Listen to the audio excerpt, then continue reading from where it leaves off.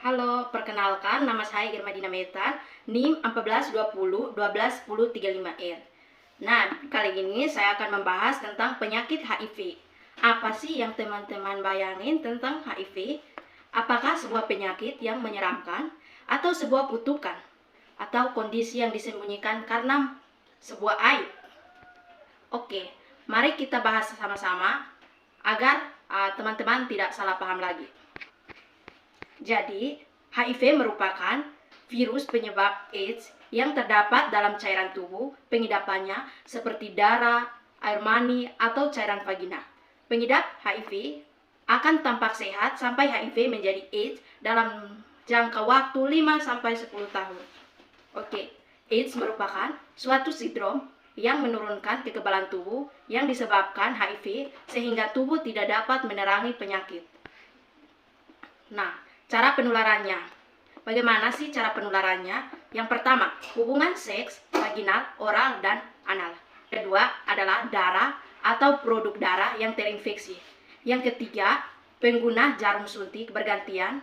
Yang keempat, penularan darah ibu ke bayi saat mengandung, melahirkan, maupun menyusui. Kemudian, bagaimana sih gejala terkena HIV? Yang pertama, tidak ada gejala pada saat terinfeksi pertama kali. Yang kedua, gejala awal seperti flu, demam, kehilangan nafsu makan, berat badan menurun, dan perkembangan saluran getah bening menghilangkan setelah seminggu sampai sebulan. Yang berikut adalah virus akan dormant selama beberapa tahun. Yang berikut adalah virus melemahkan sistem kekebalan tubuh sehingga menimbulkan infeksi opportunistik. Yang berikut adalah perkembangan penyakit sangat bervariasi setiap orang. Lalu, kondisi ini dapat melangsungkan dari beberapa bulan sampai lebih dari 10 tahun.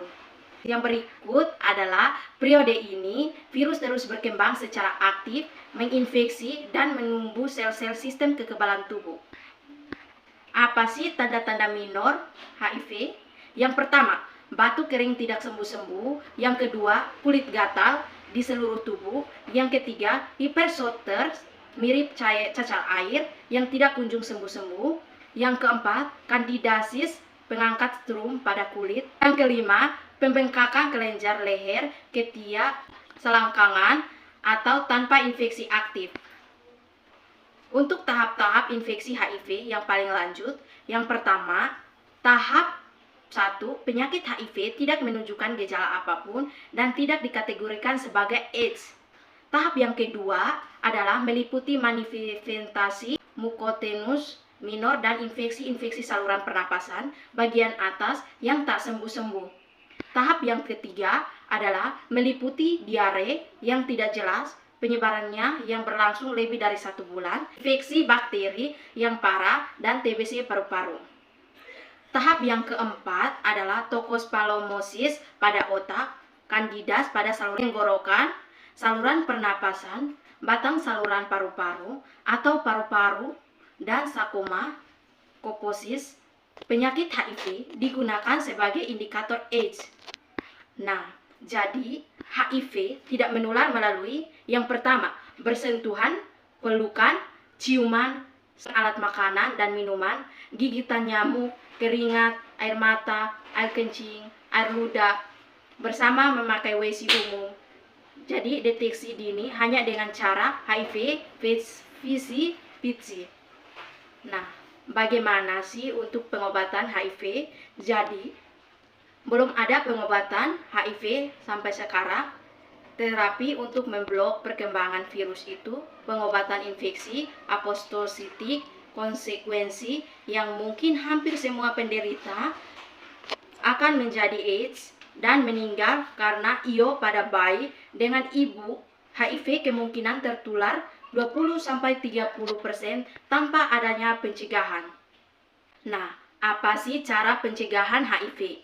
Yang pertama, tidak melakukan hubungan seksual dengan penderita HIV, penggunaan kondom, menurunkan risiko penularan, pemeriksaan pada darah donor jika membutuhkan transfusi darah, Mintalah kepastian bahwa darah yang akan diterima bebas HIV, gunakan alat suntik sekali pakai, hindari mabok-mabokan dan narkotika yang membuat Anda lupa diri.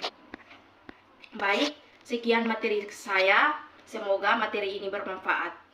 Terima kasih.